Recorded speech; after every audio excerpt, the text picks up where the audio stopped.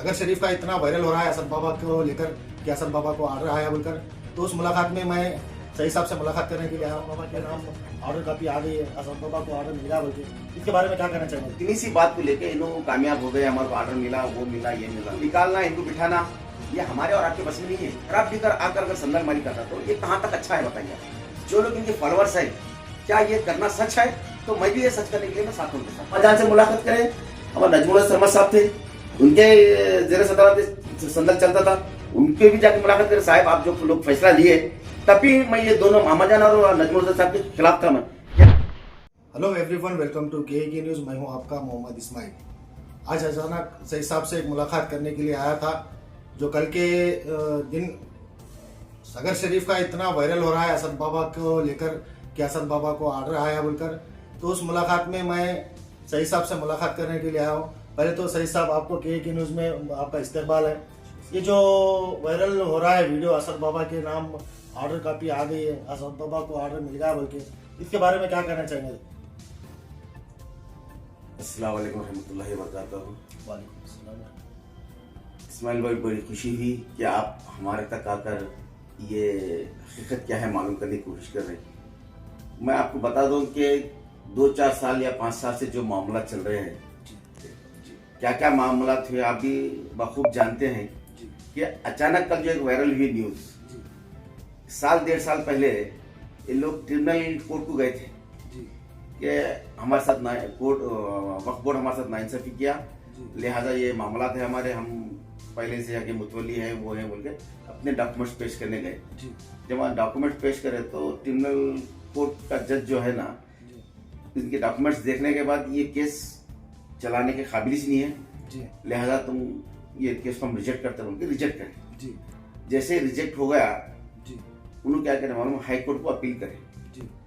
High court को जब appeal करे तो शायद कल उसका एक रिजल्ट मिला होगा, मैं समझता हूँ। हाई कोर्ट आप देखे होंगे वो क्या पे है, क्या ऑर्डर आया बोल के, फिर से एक बार हाई कोर्ट ट्रिब्यूनल कोर्ट को ये ऑर्डर किया है कि इनका केस चलाइए, इनका पिटिशन एक्सेप्ट करो और केस को चलाओ बोल के बोला। सो उतनी सी बात को लेके इन्हों कामयाब हो गए, हमारे को ऑर्डर मिला, वो मिला, ये मिला।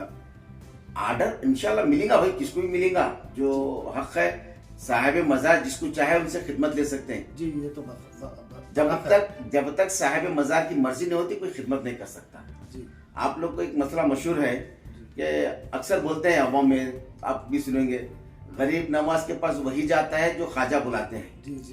यहाँ पे भी ऐसी मामला है, कोई भी बंदा नवाज का मामला भी, कोई भी बारगाह का मसला वही है कि हम हजारों वक्त गुलबर्गा जाते हैं, मगर गुलबर्गा जाके बंदा नवाज की जियारत नहीं होती, क्योंकि वो हमारे नसीब में नहीं होती। अगर हमारे नसीब में होती तो हम यहाँ खास कर यहाँ जाके जियारत करके आते। बुजुर्गों के मामला कुछ अलग हैं, जिसको पसंद करे उनसे ही खिदमत लेते हैं। मैं समझता हूँ मुजीबुद्दीन समझ को उनकी खिदमत क्या थे पता नहीं, उनको पसंद करे उनसे खिदमत ले रहे हैं। और रही बात इनको निकालना, इनको बिठाना, ये हमारे और आपके बस में नहीं है। किसी सज्जादगी को हटाकर किसी सज्जादगी को बिठाना ये खुदरत मिनजान खुदरती है और साहिब मज़ार की मर्जी है कि इनकी खिदमत कबूल नहीं कर रहे थे। इसलिए कि मेरा आंखों देखो हाल बताता हूँ, बोलूंगा तो किसी पे तहमत लगाने वाली बात है, किसी गिबत करने वाली बात है।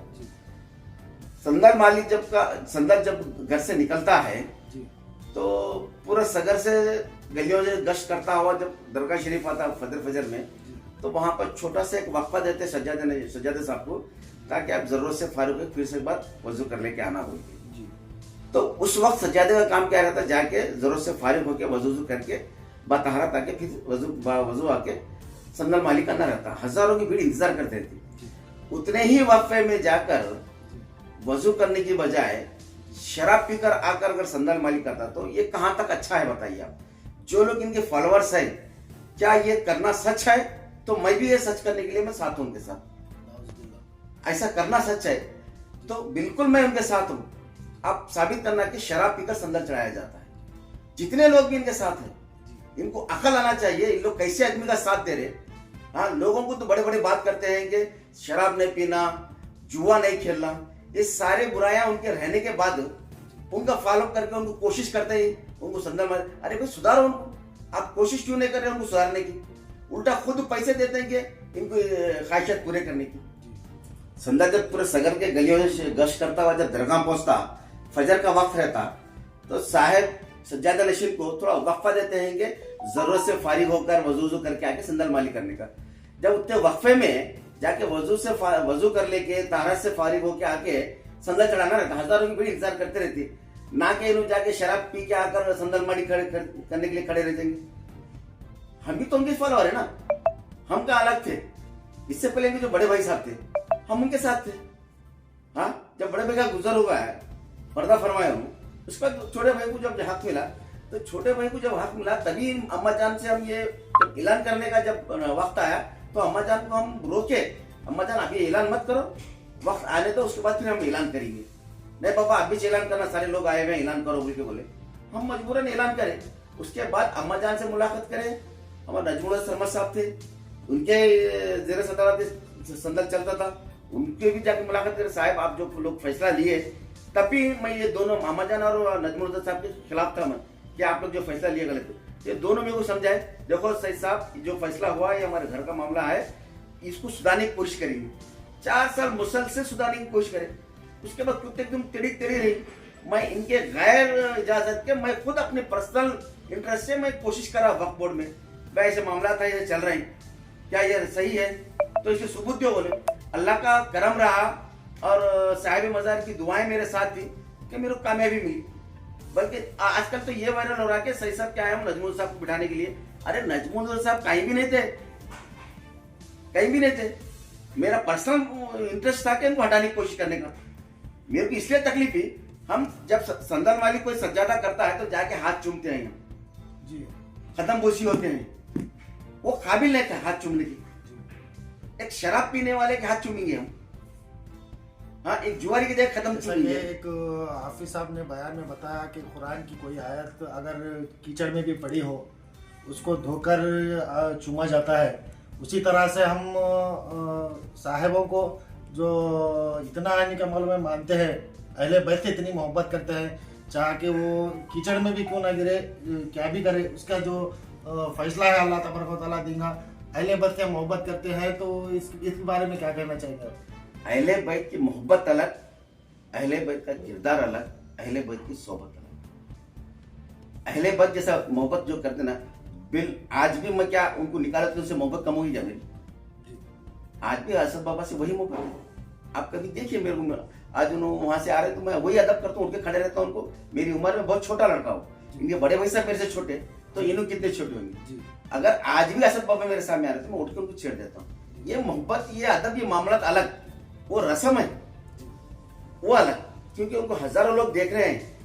आज जो फितने हो रहे हैं, आज जो उंगलियां उठ रहे हैं अहले सुन्नत जमात, ऐसे ही लोगों से देख तेरा साहिब कैसा है। सही साहब, हमने देखा कि हम काफ़ी जब असद बाबा छोटे हैं तो फिर उनकी आधी उम्र छोटी, मेरी भी बहुत छोटी उम्र है।